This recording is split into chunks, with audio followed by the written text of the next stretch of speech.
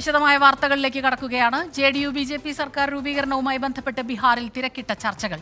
ബിജെപിയുടെ പിന്തുണയിൽ നിതീഷ് കുമാർ വീണ്ടും മുഖ്യമന്ത്രിയായി സത്യപ്രതിജ്ഞ ചെയ്തേക്കും. സുശീൽ കുമാർ മോദിയെ ഉപമുഖ്യമന്ത്രിയായി അയക്കുമെന്നും സൂചനകളുണ്ട്. രാഷ്ട്രീയ നീക്കങ്ങൾക്കിടെ പറ്റ്നയിൽ അടുത്ത അനുയായികളുടെ യോഗം വിളിച്ച് RJD നേതാവ് തേജസ്വി യാദവ്.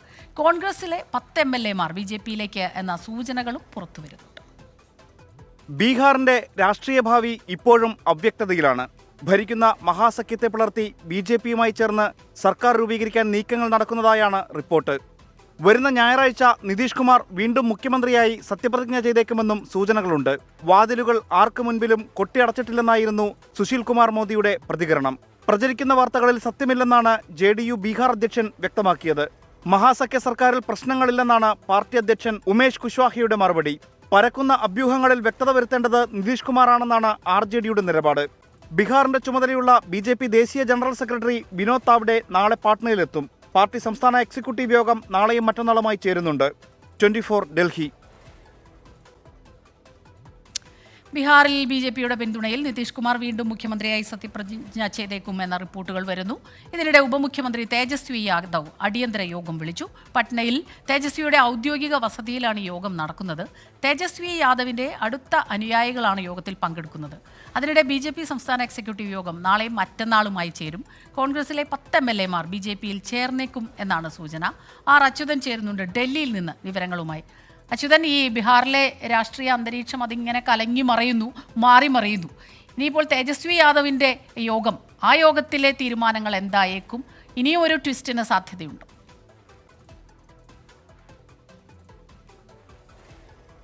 അസ്മിത, ഇപ്പോഴും ഈ ബീഹാർ രാഷ്ട്രീയത്തിലെ സസ്പെൻസ് അത് തുടരുകയാണ്. പലതരത്തിലുള്ള സൂചനകളും റിപ്പോർട്ടുകളുമാണ് ഇതുമായി ബന്ധപ്പെട്ട നിതീഷിന്റെ NDA പ്രവേശനം ഉണ്ടാകുമോ എന്നടക്കമുള്ള റിപ്പോർട്ടുകളുമായി ബന്ധപ്പെട്ട വരുന്നത്. ഇതിനിടയിലാണ് ഇപ്പോൾ തേജസ്വി യാദവ് അദ്ദേഹത്തിന്റെ അടുത്ത അനുയായികളുമായുള്ള യോഗം പട്നയിൽ ഔദ്യോഗിക വസതിയിൽ ചേരുന്നത്. പ്രത്യേകിച്ച് ഈ അഭ്യൂഹങ്ങൾ പരന്നപ്പോൾ തന്നെ RJD വ്യക്തമാക്കിയത് ഇതിൽ വ്യക്തത വരുത്തേണ്ടത് നിതീഷ് കുമാറാണ്. അദ്ദേഹം ഈ വിഷയവുമായി ബന്ധപ്പെട്ട പ്രതികരിക്കണമെന്നുള്ള ആവശ്യം RJDയുടെ ഭാഗത്തുനിന്ന് ഉയരുന്നുണ്ട്. ഒപ്പം തന്നെ നിതീഷ് കുമാർ കഴിഞ്ഞ ദിവസങ്ങളിൽ RJDയെ ഉന്നം വെച്ചുകൊണ്ട് ചില ആരോപണങ്ങൾ നടത്തുകയുണ്ടായി. ഈ കുടുംബ വാഴ്ചയെ പറ്റിയെല്ലാം അദ്ദേഹം ആരോപണങ്ങൾ ഉന്നയിച്ചിരുന്നു. അപ്പോൾ ഈ ഒരു സാഹചര്യത്തിൽ RJDക്കും ചില അതൃപ്തികൾ നിതീഷ് കുമാറിന്റെ പ്രതികരണവുമായി ബന്ധപ്പെട്ടുണ്ട് നിലനിൽക്കുന്നുണ്ട്. അതിനിടയിലാണ് അദ്ദേഹം ഈ NDA പാളയത്തിലേക്ക് ഉള്ള സൂചനകൾ NDA പാളയത്തിലേക്ക് അടുക്കുന്നു എന്നുള്ള സൂചനകൾ കൂടി വരുന്നത്. ഇന്ന് വന്ന സൂചനകൾ അനുസരിച്ചാണെങ്കിൽ ഇദ്ദേഹം വീണ്ടും ഈ BJP JDയും കൂടി ചേർന്ന ഒരു സർക്കാർ രൂപീകരണത്തിലേക്ക് കാര്യങ്ങൾ നീങ്ങുന്നതായുള്ള റിപ്പോർട്ടുകളാണ് പുറത്തുവരുന്നത്. മഹാസഖ്യത്തെ പിളർത്തിക്കൊണ്ട് JDയും BJP-യുമായി ചേർന്ന് ഒരു സർക്കാർ രൂപീകരണമാണ് ലക്ഷ്യമിടുന്നതെന്നുള്ള നീക്കങ്ങൾ പ്രചരിക്കുന്നു. എന്തായാലും സുശീൽ കുമാർ മോദി ഈ വിഷയവുമായി ബന്ധപ്പെട്ട് പ്രതികരിച്ചിരിക്കുന്നത് ആർക്കു മുൻപിലും രാഷ്ട്രീയത്തിൽ വാതിലുകൾ അടച്ചിട്ടില്ല. വേണ്ടി വന്നാൽ സാഹചര്യത്തിനനുസരിച്ച് വാതിലുകൾ തുറക്കും. എന്തായാലും കേന്ദ്ര നേതൃത്വമാണ് ഇതുമായി ബന്ധപ്പെട്ട തീരുമാനമെടുക്കുന്നത്. അവരുടെ തീരുമാനത്തിനൊപ്പം തങ്ങളും നിൽക്കുമെന്നുള്ളതാണ് സുശീൽ കുമാർ മോദി ഇതുമായി ബന്ധപ്പെട്ട് വ്യക്തമാക്കിയിരിക്കുന്നത്. അതിനിടയിൽ കോൺഗ്രസിന്റെ 10 MLA-മാർ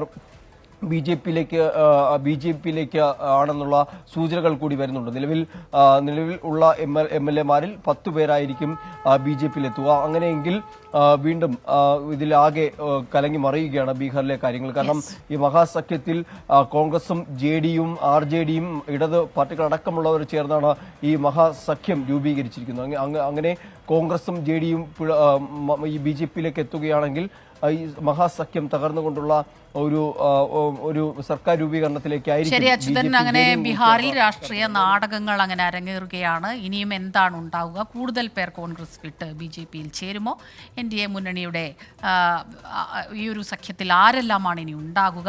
ഞായറാഴ്ച സത്യപ്രതിജ്ഞ ഉണ്ടാകുമോ? ഈ രീതിയിലുള്ള വാർത്തകളെല്ലാം തന്നെ നമ്മൾ വരും മണിക്കൂറുകളിലും ഇതിൽ ഇനിയും സസ്പെൻസുകൾ പ്രതീക്ഷിക്കുന്നുണ്ട്.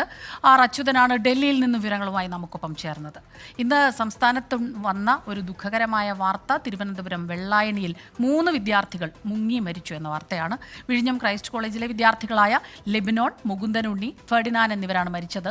വവ്വാമൂല കായലിലാണ് ഈ അപകടമുണ്ടായത്. 4 പേരാണ് കുളിക്കാൻ ഇറങ്ങിയത്. അഖിൽ ഷാ അൻസാർ ചേരുന്നുണ്ട് വിവരങ്ങളുമായി. അഖിൽ ഷാ, ഏറെ ദുഃഖകരമായ കാര്യമാണ്. എന്താണ് സംഭവിച്ചത് എന്നുള്ള കാര്യത്തിൽ കൂടുതൽ വിവരങ്ങൾ എത്തുന്നുണ്ടോ? ഈ ബന്ധുക്കളുടെ പ്രതികരണങ്ങൾ തീർച്ചയായിട്ടും അപ്രതീക്ഷിതമായ വിയോഗമാണിത്.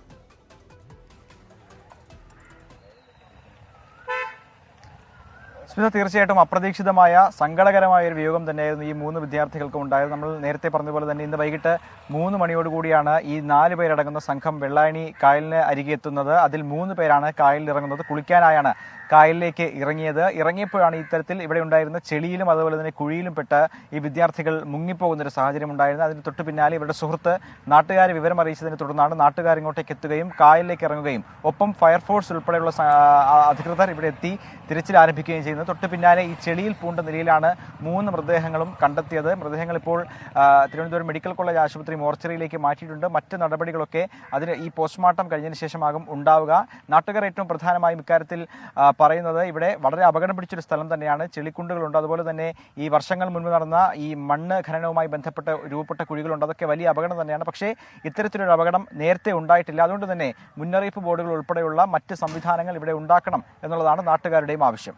ശരി, 3 വിദ്യാർത്ഥികളാണ് മുങ്ങി മരിച്ചത്. അഖിൽ ഷാ അൻസാറാണ് വിവരങ്ങളുമായി നമുക്കൊപ്പം ചേർന്നത്. മലപ്പുറം നിലമ്പൂരിൽ സഹോദരങ്ങൾ പുഴയിൽ മുങ്ങി മരിച്ചു. ആകമ്പാടം സ്വദേശി ബാബു നസീമ ദമ്പതികളുടെ മക്കളായ റിൻഷാദ്, റാഷിദ് എന്നിവരാണ് മരിച്ചത്. കുറുവൻ പുഴയുടെ കടവിൽ മീൻ പിടിക്കാൻ എത്തിയതാണ് കുട്ടികൾ. റിൻഷാദ് പുഴയിൽ മുങ്ങുന്നത് കണ്ട് രക്ഷിക്കാനായി റാഷിദ് എടുത്തു ചാടുകയായിരുന്നു. 2 പേരും ഒഴുക്കിൽപ്പെട്ടു. നാട്ടുകാർ വിവരമറിയിച്ചതിന്റെ അടിസ്ഥാനത്തിൽ ഫയർഫോഴ്സ് എത്തി കുട്ടികളെ മുങ്ങിയെടുത്തതിനു ശേഷം ആശുപത്രിയിൽ എത്തിച്ചു. എങ്കിലും ജീവൻ രക്ഷിക്കാൻ കഴിഞ്ഞില്ല. പത്തനംതിട്ട ചിറ്റാർ മണക്കയം പുഴയിൽ യുവാവിനെ കാണാതായി. കട്ടച്ചിറ സ്വദേശിയായ മനീഷിനെയാണ് കാണാതായത്. ഇന്നലെ ഉച്ചയ്ക്ക് ശേഷം മനീഷ് വീട്ടിൽ നിന്ന് പോയതാണെന്ന് ബന്ധുക്കൾ പറയുന്നു. തുടർന്ന് വീട്ടുകാരും സുഹൃത്തുക്കളും നടത്തിയ തെരച്ചിലിൽ മണക്കയം പുഴയുടെ പരിസരത്ത് ചെരുപ്പും വസ്ത്രങ്ങളും കണ്ടെത്തി. ഫയർഫോഴ്സ് സംഘവും പത്തനംതിട്ട സ്ക്യൂബ സംഘവും നാട്ടുകാരും തെരച്ചിൽ നടത്തുകയാണ്. ആഘോഷ നിറവിൽ രാജ്യം.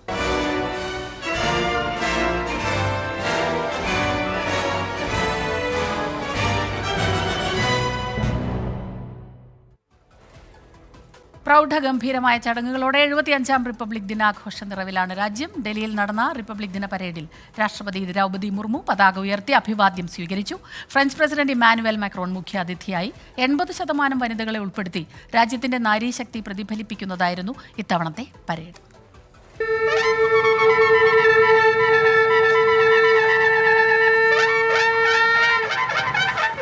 റിപ്പബ്ലിക് ദിന പരേഡിൽ ഇത്തവണ അണിനിരന്നവരിൽ 80% വനിതകളായിരുന്നു. സൈനിക ബാൻഡിന് പകരം പരമ്പരാഗത വാദ്യോപകരണങ്ങൾ വായിച്ചുകൊണ്ട് വനിതാ കലാകാരികൾ പരേഡിന് തുടക്കമിട്ടു.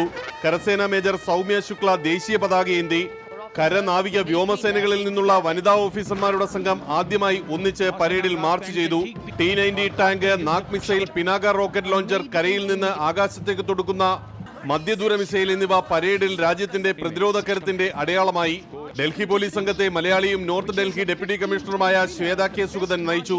CRPF സംഘത്തിന് നേതൃത്വം നൽകിയത് മേഘ നായരാണ്.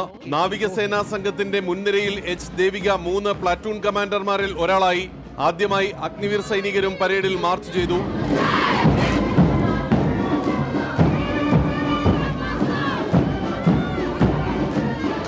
Да, Республика Десс, Селифренс, такой nice. People, армия, this is такое wonderful. 90-അംഗ French സേനാ സംഘം മാർച്ച് ചെയ്തപ്പോൾ ആകാശമാർഗത്തിൽ ഫ്രാൻസിന്റെ 2 റഫാൽ യുദ്ധവിമാനങ്ങളും ട്രാൻസ്പോർട്ട് വിമാനവും ഫ്ലൈ പാസ്റ്റ് നടത്തി. പുരുഷന്മാരും വനിതകളും ഉൾപ്പെട്ടതായിരുന്നു BSF സംഘം. 16 സംസ്ഥാനങ്ങളുടെ അടക്കം 26 ഫ്ലോട്ടുകളാണ് അവതരിപ്പിച്ചത്.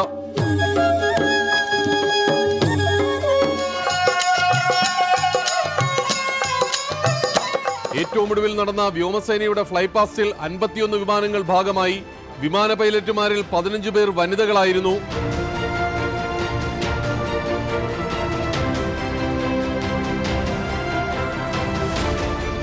തൊണ്ണൂറ് മിനിറ്റ് നീണ്ട റിപ്പബ്ലിക് ദിന പരേഡ് രാജ്യത്തിന്റെ പ്രതിരോധ കരുത്ത് വിളിച്ചോതുന്നതായിരുന്നു. 28-ാം തീയതി നടക്കുന്ന ബീറ്റിംഗ് ദി റെഡ് റീഡ് പരിപാടിയോടെയാണ് റിപ്പബ്ലിക് ദിന ആഘോഷങ്ങൾക്ക് തിരശീല വീഴുക. ക്യാമറമാൻമാരായ ജോഗേഷ് സിംഗിനും മോഹൻകുമാറിനുമൊപ്പം ഡൽഹിയിലെ കർത്തവ്യപഥിൽ നിന്നും R രാധാകൃഷ്ണൻ, 24.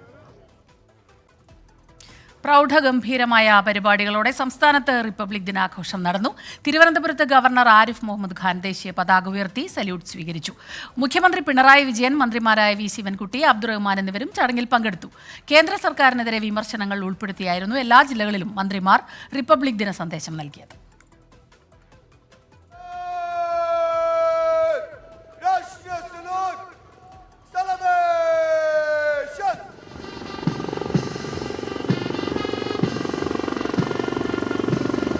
വജ്രശോഭയുടെ നിറവിലാണ് സംസ്ഥാനത്തും 75ാമത് റിപ്പബ്ലിക് ദിന ആഘോഷ ചടങ്ങുകൾ സമുചിതമായി ആഘോഷിച്ചത്. തിരുവനന്തപുരം സെൻട്രൽ സ്റ്റേഡിയത്തിൽ ഗവർണർ ആരിഫ് മുഹമ്മദ് ഖാൻ ദേശീയ പതാക ഉയർത്തി അഭിവാദ്യം സ്വീകരിച്ചു. 22 പ്ലറ്റൂണുകളും വ്യോമസേനയുടെ ഒരു ഫ്ലൈറ്റും പരേഡിന് മികവേകി. വിവിധ സേനാ വിഭാഗങ്ങളും പരേഡിൽ പങ്കെടുത്തു. കമാൻഡ് ഭാരതീയ കരസേനയുടെ യൂണിറ്റ് 23 മറാത്ത ലൈറ്റ് ഇൻഫൻട്രിയുടെ ക്യാപ്റ്റൻ പ്രദീപ് കുമാർ സേനയുടെ ഒരു ഫ്ലൈറ്റാണ് ബഹുമാനപ്പെട്ട ഗവർണർക്ക് അഭിവാദനം അർപ്പിച്ച് കടന്നുപോയിക്കൊണ്ടിരിക്കുന്നത്. ഫ്ലൈറ്റിനെ നയിക്കുന്നത് flight warrant officer Nurul Hussain Muhammad. അടുത്തതായി ഇൻസ്പെക്ടർ എം അക്ബർ അലി നയിക്കുന്ന റെയിൽവേ പ്രൊട്ടക്ഷൻ ഫോഴ്സിന്റെ പ്ലറ്റൂണാണ് ബഹുമാനപ്പെട്ട ഗവർണർക്ക് അഭിവാദനം അർപ്പിച്ച് കടന്നുപോകുന്നത്. കൊല്ലത്ത് മന്ത്രി KB ഗണേഷ് കുമാർ പതാക ഉയർത്തി. പത്തനംതിട്ട മുനിസിപ്പൽ സ്റ്റേഡിയത്തിൽ മന്ത്രി വീണ ജോർജും ആലപ്പുഴയിൽ മന്ത്രി P പ്രസാദും കോട്ടയത്ത് മന്ത്രി VN വാസവനും എറണാകുളത്ത് കാക്കനാട് മന്ത്രി K രാജനും പതാക ഉയർത്തി അഭിവാദ്യം സ്വീകരിച്ചു. രാജ്യം 3 ഗ്യാരണ്ടികളാണ് ആഗ്രഹിക്കുന്നതെന്ന് പ്രധാനമന്ത്രിയുടെ തൃശൂർ പ്രസംഗത്തെ പരാമർശിച്ച് K രാജൻ പറഞ്ഞു. പിറന്ന മണ്ണിൽ അന്തസ്സും ആത്മാഭിമാനവുമുള്ള മനുഷ്യരായി ജീവിക്കുന്നതിനുള്ള ഗ്യാരണ്ടി, ഭരണഘടന അന്യൂന്യം അഭംഗുരം സംരക്ഷിക്കപ്പെടും എന്ന ഗ്യാരണ്ടി, ഭരണഘടന ഉറപ്പു നൽകുന്ന മതനിരപേക്ഷത ഉയർത്തിപ്പിടിക്കുന്നതിനുള്ള ഗ്യാരണ്ടി, ഈ 3 ഗ്യാരണ്ടികളെങ്കിലും സംലഭ്യമാകുമ്പോഴാണ് ഇന്ത്യ എന്ന സമഗ്രത സാക്ഷാത്കരിക്കപ്പെടുകയുള്ളൂ. ഇടുക്കിയിൽ മന്ത്രി റോഷി അഗസ്റ്റിനും തൃശൂർ തേക്കിൻകാട് മൈതാനിയിൽ മന്ത്രി K രാധാകൃഷ്ണനും ദേശീയ പതാക ഉയർത്തി. പാലക്കാട് മന്ത്രി K കൃഷ്ണൻകുട്ടിയും കോഴിക്കോട് വിക്രം മൈതാനിയിൽ മന്ത്രി മുഹമ്മദ് റിയാസും ദേശീയ പതാക ഉയർത്തി. രാജ്യത്ത് ഭരണഘടന വധഭീഷണി നേരിടുകയാണെന്ന് മന്ത്രി മുഹമ്മദ് റിയാസ് പറഞ്ഞു. ഭരണഘടനാ മൂല്യങ്ങൾ കൂടുതൽ ശക്തമായി ഉയർത്തിപ്പിടിക്കേണ്ട കാലഘട്ടമാണിത്. 7.5 പതിറ്റാണ്ടിന്റെ പാരമ്പര്യമുള്ള ഭരണഘടനയെ സംരക്ഷിച്ചു നിർത്തേണ്ടത് ഓരോ പൗരന്റെയും കടമയായി മാറിയിരിക്കുന്നു. ഇന്ത്യയായി നിലനിർത്തുന്ന പ്രധാന ഘടകമാണ് നമ്മുടെ ഭരണഘടന. ഇന്ത്യയുടെ ജീവവായുവാണ് ഭരണഘടന. മലപ്പുറം MSP പരേഡ് ഗ്രൗണ്ടിൽ മന്ത്രി GR അനിലും വയനാട് മന്ത്രി AK ശശീന്ദ്രനും കണ്ണൂരിൽ രാമചന്ദ്രൻ കടന്നപ്പള്ളിയും കാസർഗോഡ് R ബിന്ദുവും ദേശീയ പതാക ഉയർത്തി അഭിവാദ്യം സ്വീകരിച്ചു. എല്ലാ ജില്ലകളിലും പൊതുജനങ്ങളുടെ വലിയ പങ്കാളിത്തവും റിപ്പബ്ലിക് ദിനാഘോഷ ചടങ്ങുകളിൽ ഉണ്ടായിരുന്നു. 24 കൊച്ചി. കേന്ദ്ര സർക്കാരിനെ പ്രകീർത്തിച്ചും സംസ്ഥാന സർക്കാരിനെ പരോക്ഷമായി വിമർശിച്ചുമായിരുന്നു ഗവർണറുടെ റിപ്പബ്ലിക് ദിന സന്ദേശ പ്രസംഗം. ഗവർണർ ആരിഫ് മുഹമ്മദ് ഖാനും മുഖ്യമന്ത്രി പിണറായി വിജയനും തമ്മിൽ തുടരുന്ന നയപരമായ ഏറ്റുമുട്ടൽ സെൻട്രൽ സ്റ്റേഡിയത്തിലെ വേദിയിലും ഉഴച്ചുനിന്നു. തൊട്ടടുത്തിരുന്നിട്ടും ചടങ്ങിനിടെ ഇരുവരും മുഖം കൊടുത്തില്ല. 2 വട്ടം കൈകൂപ്പി ഗവർണർ അഭിവാദ്യം ചെയ്തെങ്കിലും മുഖ്യമന്ത്രി ഗൗനിച്ചില്ല. ഇതോടെ ഗവർണർക്കെതിരെ വീണ്ടും വിമർശനം കടുപ്പിക്കുകയാണ് CPIM. 8:59 ഗവർണർ തിരുവനന്തപുരം സെൻട്രൽ സ്റ്റേഡിയത്തിലെ വേദിയിലേക്ക്. മുഖ്യമന്ത്രി എഴുന്നേറ്റു. മുഖ്യമന്ത്രിയുടെ വശത്തേക്ക് നോക്കുക പോലും ചെയ്യാതെ ഗവർണർ പതാകയ്ക്കരികിൽ. പതാക ഉയർത്തി സല്യൂട്ടും സ്വീകരിച്ച് നടത്തിയ പ്രസംഗത്തിലും രാഷ്ട്രീയ വിമർശനങ്ങൾ. ഉന്നത വിദ്യാഭ്യാസ രംഗത്തെ ബാഹ്യ ഇടപെടലുകൾ അക്കാദമിക മേഖലയെ മലിനമാക്കുന്നെന്ന് ഗവർണർ. വിയോജിപ്പുകൾ അക്രമത്തിലേക്ക് പോകുന്നത് ജനാധിപത്യത്തെ വഞ്ചിക്കലെന്നും വിമർശനം. കേന്ദ്ര സർക്കാരിനെയും നരേന്ദ്രമോദിയെയും പ്രസംഗത്തിൽ വാനോളം പ്രശംസിക്കുകയും ചെയ്തു. Our Honorable Prime Minister Shri Narendra Modi ji envisions that we would utilize the spirit of Amrit Kal to take pride, develop better understanding and take pride in our cultural heritage. ചടങ്ങ് കഴിഞ്ഞ് മടങ്ങുന്നതിനിടെ governor മുഖ്യമന്ത്രിക്ക് നേരെ കൈകൂപ്പിയെങ്കിലും വിദ്യാഭ്യാസ മന്ത്രിയുമായി സംസാരിച്ചു നിന്ന മുഖ്യമന്ത്രി ശ്രദ്ധിച്ചതേയില്ല. ഇക്കാര്യം സദസ്സിലുണ്ടായിരുന്ന ബിനോയ് വിശ്വത്തോട് ഗവർണർ സൂചിപ്പിക്കുന്നത് ദൃശ്യങ്ങളിൽ വ്യക്തം.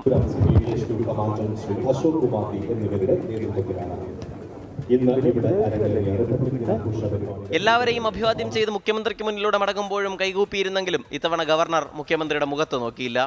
ഗവർണർക്കെതിരെ ഇന്നലെ വിമർശനം മയപ്പെടുത്തിയ CPIM ഇന്ന് രൂക്ഷമായ ഭാഷയിൽ രംഗത്തെത്തി. ഗവർണറുടെ അഹങ്കാരത്തിന് മുൻപിൽ കേരളം തലകുനിക്കില്ലെന്ന് മന്ത്രി V ശിവൻകുട്ടി പറഞ്ഞു. ഗവർണർ നിലവിട്ട് പെരുമാറിയാൽ എന്ത് ചെയ്യാനെന്നായിരുന്നു CPIM സംസ്ഥാന സെക്രട്ടറി MV ഗോവിന്ദന്റെ ചോദ്യം. ഗവർണർ പദവിയുടെ അന്തസ്സിന് യോജിക്കാത്ത രീതിയായിരുന്നു അത് എന്നും കേരളത്തിലെ മാത്രമല്ല ഈ കാര്യം മനസ്സിലാക്കുന്ന എല്ലാവർക്കും പകൽ വെളിച്ചം പോലെ വ്യക്തമാണ്. അപ്പോൾ നിലവിട്ട പെരുമാറ്റമാണ് അദ്ദേഹം കാഴ്ചവെക്കുന്നത്. ഇതോടെ സർക്കാർ ഗവർണർ പോര് ഉടനെങ്ങും അവസാനിക്കില്ലെന്ന സൂചനയാണ് ലഭിക്കുന്നത്. 24 തിരുവനന്തപുരം. കേന്ദ്രവിഹിതം സംസ്ഥാനങ്ങളിലൂടെ നൽകുന്നത് അവസാനിപ്പിച്ച് നേരിട്ട് ഗുണഭോക്താക്കൾക്ക് വിതരണം ചെയ്യുന്ന സംവിധാനം വേണമെന്ന് BJP സംസ്ഥാന പ്രസിഡന്റ് K സുരേന്ദ്രൻ. 24ന്റെ ആൻസർ പ്ലീസ് പരിപാടിയിൽ സംസാരിക്കുകയായിരുന്നു K സുരേന്ദ്രൻ. ഫെഡറൽ സംവിധാനത്തിനെതിരെയുള്ള വെല്ലുവിളിയാണ് K സുരേന്ദ്രന്റേതെന്ന് മന്ത്രിമാരായ PA മുഹമ്മദ് റിയാസും വീണ ജോർജും പ്രതികരിച്ചു. കേന്ദ്രം സംസ്ഥാനങ്ങൾ വഴിയല്ലാതെ നേരിട്ട് ഗുണഭോക്താക്കൾക്ക് പണം നൽകുന്ന സംവിധാനം വേണമെന്ന് BJP സംസ്ഥാന അധ്യക്ഷൻ കെ സുരേന്ദ്രൻ. ഫെഡറൽ സംവിധാനത്തിനെതിരാണെങ്കിലും ഈ സംവിധാനം നടപ്പിലാക്കണമെന്നാണ് തന്റെ നിലപാടെന്ന് കെ സുരേന്ദ്രൻ 24 ആൻസർ പ്ലേസിൽ. കേന്ദ്രം കൊടുക്കുന്നത് ഇന്നത്തെ സാഹചര്യത്തിൽ സംസ്ഥാനം വഴി കൊടുക്കുന്നത് അവസാനിപ്പിക്കണം എന്നുള്ളതാണ് ഞങ്ങളുടെ സ്റ്റാൻഡ്. ഞങ്ങൾ എപ്പോഴും ആവശ്യപ്പെടുന്നതാണ്. കേന്ദ്രം തൊഴിലുറപ്പിന് കൊടുക്കുന്നത് നേരിട്ട് തൊഴിലുറപ്പ് തൊഴിലാളി കൊടുക്കണം. അതായത് കേരളത്തിലെ BJP ആഗ്രഹിക്കുന്നത് കേന്ദ്രത്തിന്റെ വിഹിതങ്ങൾ ഇവരുടെ സംസ്ഥാനത്തിന് നൽകരുതെന്നാണ്. അല്ല, കേന്ദ്രം നേരിട്ട് കൊടുക്കും. ഞാൻ ചോദിക്കട്ടെ, ഇപ്പോൾ കേന്ദ്രം കൊടുക്കുന്ന പദ്ധതികളെല്ലാം ഡയറക്റ്റ് ബെനിഫിറ്റ് ട്രാൻസ്ഫർ വഴി DBT വഴി കൊടുക്കുകയല്ലേ? എന്തിനാണ് ഇവരെ ഇത് കൊടുക്കേണ്ടത്? ഞങ്ങളുടെ സ്റ്റാൻഡ് എപ്പോഴും അങ്ങനെയാണ്. സംസ്ഥാനം കേന്ദ്രത്തിൽ നിന്ന് കിട്ടാനുള്ള പണത്തിന്റെ ധവളപത്രം ഇറക്കണം. കൃത്യമായ കണക്കുമായി മുഖ്യമന്ത്രി വന്നാൽ കേന്ദ്രത്തിൽ ഇടപെടാമെന്നും സുരേന്ദ്രൻ. അല്ല, ഈ കേരളത്തിന് കിട്ടേണ്ടത് കിട്ടാൻ BJP പ്രസിഡന്റ് വി മുരളീധരനും ഇടപെടും. പിണറായി വിജയൻ വരട്ടെ, ഇന്ന് തന്നെ കിട്ടാനുണ്ടെന്ന് പറഞ്ഞു. വസ്തുതാപരമായിട്ടാണെങ്കിൽ കിട്ടേണ്ടത് കിട്ടാൻ വസ്തുതകളുടെ പിൻബലത്തിലാണെങ്കിൽ ഞങ്ങൾ തയ്യാറെടുപ്പുകൾ ഹോംവർക്ക് നടത്തിയിട്ടും കിട്ടിയില്ല എന്ന് പറഞ്ഞ കണക്കുമായിട്ട് അത് എവിടെയും പറയുന്നില്ലല്ലോ സാർ. കെ സുരേന്ദ്രന്റെ നിലപാടിനെ മന്ത്രി PA മുഹമ്മദ് റിയാസ് രൂക്ഷമായ ഭാഷയിൽ വിമർശിച്ചു. BJP ഇതര സംസ്ഥാനങ്ങൾക്കെതിരായ കേന്ദ്ര നിലപാടിന്റെ ഭാഗമാണ് ഫെഡറൽ സംവിധാനത്തിനെതിരായ നിലപാടെന്ന് മന്ത്രി PA മുഹമ്മദ് റിയാസ്. സംസ്ഥാന സർക്കാരുകൾ അത് തങ്ങൾക്ക് ഇഷ്ടമില്ലാത്ത സർക്കാരുകളാണെങ്കിൽ ആ സർക്കാരുകളെ വകവെക്കുന്നില്ല, ആ സർക്കാരുകളെ പരിഗണിക്കുന്നില്ല, ആ സംസ്ഥാനത്തെ ജനങ്ങളുടെ അവകാശങ്ങളെ നിഷേധിക്കുന്നു, ഫെഡറൽ സംവിധാന തത്വങ്ങളെ കാറ്റിൽ പരത്തുന്നു. അതാണ് ഞാൻ പറഞ്ഞത്, ഭരണഘടന വധഭീഷണിയിലാണ്. ഭരണഘടന ഉറപ്പാക്കുന്ന അവകാശങ്ങൾ സംസ്ഥാനങ്ങൾക്ക് ലഭിക്കണമെന്നും അത് ഒരു സർക്കാരിന്റെയും ഔദാര്യമല്ലെന്നും മന്ത്രി വീണ ജോർജ് പറഞ്ഞു. അയോധ്യ തരംഗം കേരളത്തിൽ വോട്ടായി മാറ്റുമെന്നും ഇരു മുന്നണികളിൽ നിന്നും കക്ഷികളെ NDAയിലേക്ക് കൊണ്ടുവരാനുള്ള ചർച്ചകൾ പുരോഗമിക്കുകയാണെന്നും കെ സുരേന്ദ്രൻ വെളിപ്പെടുത്തി. സംസ്ഥാനത്ത് മോദി തരംഗമുണ്ടെന്നും നാളെ തുടങ്ങുന്ന BJPയുടെ കേരള പദയാത്രയിലൂടെ പല മാറ്റങ്ങളും കാണാനാകുമെന്നും കെ സുരേന്ദ്രൻ പറഞ്ഞു. പൊളിറ്റിക്കൽ ഡെസ്ക് 24 പ്രേക്ഷകരുടെ സംസ്ഥാന സമ്മേളനത്തിന് ഇനി ഒരു ദിവസത്തെ കാത്തിരിപ്പ് മാത്രം. മലയാളികൾക്ക് പുതിയ വാർത്താ സംസ്കാരം പരിചയപ്പെടുത്തിയ 24 സംഘടിപ്പിക്കുന്ന സംസ്ഥാന സമ്മേളനത്തെ ആകാംക്ഷയോടെയാണ് കാണുന്നതെന്ന് ഷാഫി പറമ്പിൽ MLA പറഞ്ഞു. സമ്മേളനത്തിന്റെ ഭാഗമാകാൻ ആഗ്രഹിക്കുന്നതായി യൂത്ത് കോൺഗ്രസ് സംസ്ഥാന അധ്യക്ഷൻ രാഹുൽ മാങ്കൂട്ടത്തിലും പറഞ്ഞു. ലോക ടെലിവിഷനിൽ പുതുചരിത്രം 24 പ്രേക്ഷകരുടെ സംസ്ഥാന സമ്മേളനം.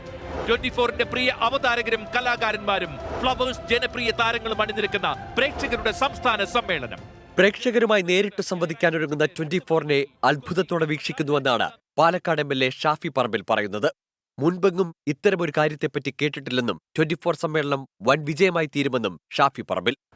ഓൺലൈനായിട്ട് ഇൻട്രാക്ട് ചെയ്യുക, കമ്മ്യൂണിക്കേറ്റ് ചെയ്യുക, അല്ലെങ്കിൽ ലൈവായിട്ട് ചർച്ച നടക്കുമ്പോൾ നിങ്ങളുടെ ഒപ്പീനിയൻസ് ഒക്കെ കമൻറ്റ് നോക്കിയും മറുപടി പറയുന്നതും മൊബൈലിൽ വരുന്നതിനൊക്കെ റിപ്ലൈ ചെയ്യുന്നതും ഒക്കെ പലപ്പോഴും കണ്ടിട്ടുണ്ട്. പക്ഷേ ഫിസിക്കലി, വെർച്വലി അല്ലാതെ ഫിസിക്കലി പ്രേക്ഷകരുടെ ഒരു വലിയ ഗ്യാതറിങ് വിളിച്ചു ചേർത്ത് ചെറിയ സ്റ്റേജ് ഷോസും ഇവൻസും അല്ലെങ്കിൽ ചില പ്രോഗ്രാം റിലേറ്റ് ചെയ്തിട്ടുള്ള കാര്യങ്ങളൊക്കെ പറയാറുണ്ട്. പ്രേക്ഷകരുടെ സംസ്ഥാന സമ്മേളനം എന്നൊരു ചാനലിൻ്റെ ഒരു കൺസെപ്റ്റ് ഞാനിത് ആദ്യമായിട്ടാണ് കാണുന്നത്. രാഷ്ട്രീയ പാർട്ടികൾ സംഘടിപ്പിക്കുന്ന സംസ്ഥാന സമ്മേളനം ഒരു ചാനൽ സംഘടിപ്പിക്കുമ്പോൾ അത് എത്തരത്തിലായിരിക്കുമെന്ന് കാണാൻ ഏറെ കൗതുകമുണ്ടെന്നും സമ്മേളനത്തിന്റെ ഭാഗമാകാൻ ശ്രമിക്കുമെന്നും യൂത്ത് കോൺഗ്രസ് സംസ്ഥാന അധ്യക്ഷൻ രാഹുൽ മാങ്കൂട്ടത്തിൽ. ആദ്യമായി ഒരു ചാനൽ അതിൻ്റെ പ്രേക്ഷകരെ വെച്ചിട്ടൊരു സമ്മേളനം നടത്തുന്നു എന്ന് പറയുമ്പോൾ സ്വാഭാവികമായി തോന്നുന്നത് കൗതുകം തന്നെയാണ്. എങ്ങനെയാണ് ഇത് നടക്കാൻ പോകുന്നത്? അപ്പോൾ അതിനകത്ത് ഇപ്പോൾ കേരളത്തിലെമ്പാടുമുള്ള ധാരാളം ലക്ഷക്കണക്കിനായ മലയാളികൾ 24ൻ്റെ പ്രേക്ഷകരാണ്. 24ൻ്റെ ഈ സമ്മേളനത്തിൽ, പ്രേക്ഷക സമ്മേളനത്തിൽ സ്വാഭാവികമായിട്ടൊരു പ്രേക്ഷകർ എന്ന നിലയിൽ ഞാനും ആ സമ്മേളനത്തിന്റെ ഭാഗമാകുവാൻ ആഗ്രഹിക്കുന്നു. 28-ന് കൊച്ചി കടവന്ത്രയിലെ രാജീവ് ഗാന്ധി ഇൻഡോർ സ്റ്റേഡിയത്തിലാണ് 24 പ്രേക്ഷകരുടെ സംസ്ഥാന സമ്മേളനം. ബ്രഹ്മാണ്ഡ സദസ്സിന്റെ ഭാഗമാകാനുള്ള രജിസ്ട്രേഷൻ അന്തിമഘട്ടത്തിലാണ്. 24 പാലക്കാട്. പ്രൈം ടൈം ന്യൂസ് ഇവിടെ പൂർണ്ണമാകുന്നു. ലോകത്തെവിടെയായാലും ഏത് സമയത്തും 24 വാർത്തകളും ഓഗ്മെന്റഡ് റിയാലിറ്റി പാക്കേജുകളും എക്സ്പ്ലെയിനറുകളും വിശദമായി കാണാൻ ഞങ്ങളുടെ യൂട്യൂബ് ചാനൽ നിങ്ങൾക്ക് സബ്സ്ക്രൈബ് ചെയ്യാം.